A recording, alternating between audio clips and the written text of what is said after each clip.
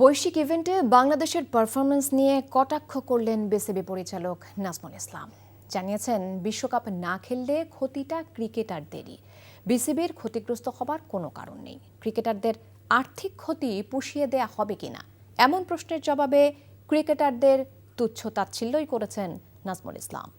মমিনুর রিপন জানাচ্ছেন বিস্তারিত।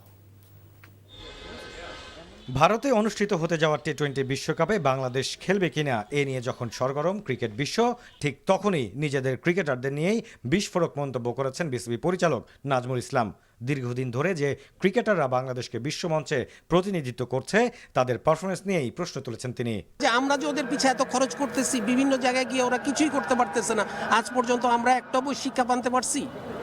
কোনো একটা জায়গায় আমরা কতটুকু কি করতে পারছি? আমরা তাহলে তো প্রত্যেকবারই আমরা বলতে পারি যে তোমরা খেলতে পারো না, তোমাদের পিছে যা খরচ করছি এটার তোমরা এবার তোমাদের কাছ থেকে আমরা নিতে থাকি, ফেরত দাও।